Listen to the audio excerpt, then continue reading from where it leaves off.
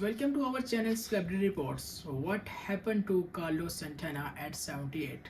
Try now to cry when you see this. The lights were already humming before the music even began.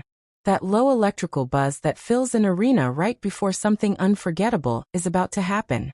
The crowd didn't know it yet, but they were about to witness something that felt less like a concert and more like a reminder. A reminder that time does not stop for greatness. It only watches it adapt. And in the middle of that glow stood a man who had already lived 1,000 musical lives.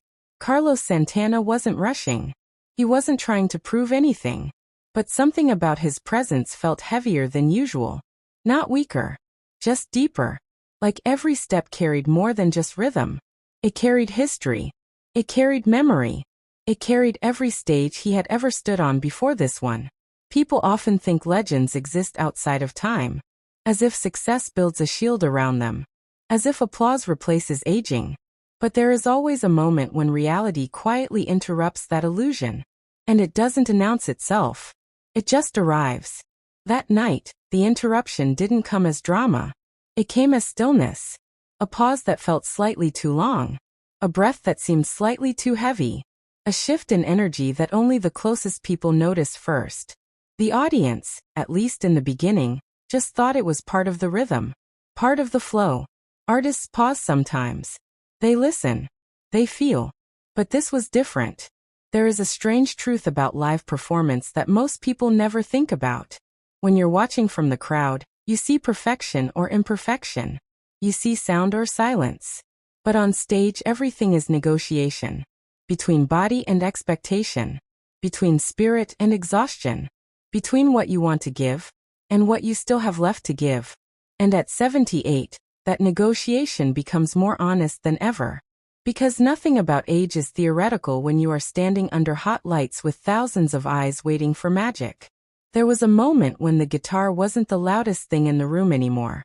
The silence was. And silence on a stage like that feels different. It doesn't feel empty. It feels exposed.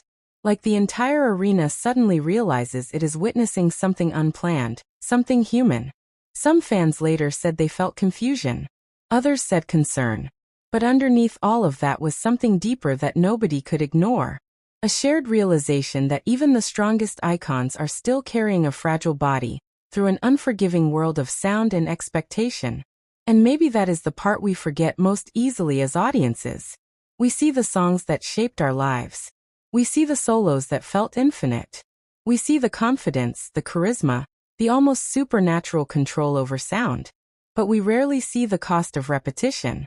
The toll of decades spent turning emotion into performance on demand. Every legend, no matter how bright, has to eventually slow down inside moments that don't allow slowing down. And that is where emotion becomes complicated. Because this wasn't collapse. It wasn't failure. It was something quieter. Something more uncomfortable to accept. It was limitation. The kind that doesn't ask permission. The kind that arrives gently but firmly. Reminding even the greatest performers that the human body is not built for eternity on stage. Yet what happened next is what makes this story stay in people's minds long after the lights go down. Because even in that fragile pause, there was no disappearance. No surrender. No dramatic exit into silence that would end the story. Instead, there was something else. Something almost harder to define. There was continuation. Not the loud, triumphant kind people expect in movies. But the quiet kind. The kind where someone adjusts their stance. Takes a breath. Looks at the people beside them. And decides, without spectacle, to keep going in whatever way they still can. And that choice says more than any perfect performance ever could. Because perfection is easy to admire.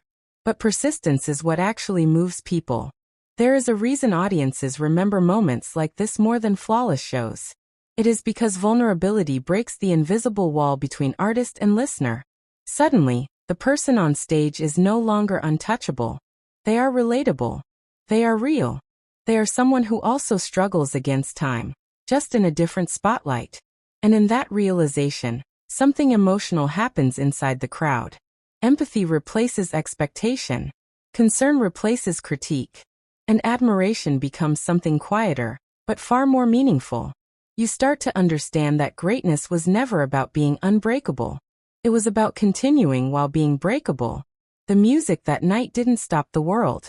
It simply softened it. It became less about performance and more about presence. Every note, every pause, every breath carried a different weight. Not the weight of perfection, but the weight of effort.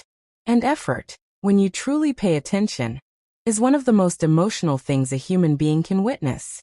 Because effort means they are still trying, still showing up, still giving something of themselves even when the world would forgive them for resting. There is something deeply personal about watching an artist you grew up with reach a stage of life where every appearance feels like both a gift and a reminder. A gift because they are still here, still sharing what made them unforgettable. And a reminder because nothing stays untouched by time, no matter how powerful the legacy. And yet, maybe that is exactly what makes legacy real. Not the moments when everything is perfect, but the moments when everything is real. There is a quiet courage in choosing not to disappear when things get harder, a kind of dignity in continuing in a reduced form rather than vanishing completely. It is not about pride anymore. It is about connection, about giving the audience one more chance to feel something that only you can create. And that is something no audience ever forgets. Because when you see a legend not at their peak, but still standing, still trying, still offering music in whatever form they can, it changes the way you think about time itself. It stops feeling like something that takes away, and starts feeling like something that transforms. So when people talk about that night, they don't just talk about what happened in a single moment. They talk about what it represented. They talk about what it revealed. They talk about how strange and beautiful it is that even the brightest flames eventually flicker, but can still give light long after they stop burning at full intensity. Maybe that is the real truth hidden inside this story. That legends are not defined by how effortlessly they perform forever, but by how honestly they continue when forever becomes impossible. And when you think about it like that, the silence on that stage doesn't feel empty at all. It feels like music that has simply learned another way to speak. That's it for today's video. Thanks for watching. If you like, please subscribe, and if you enjoyed the video, please leave a like. Thanks for watching.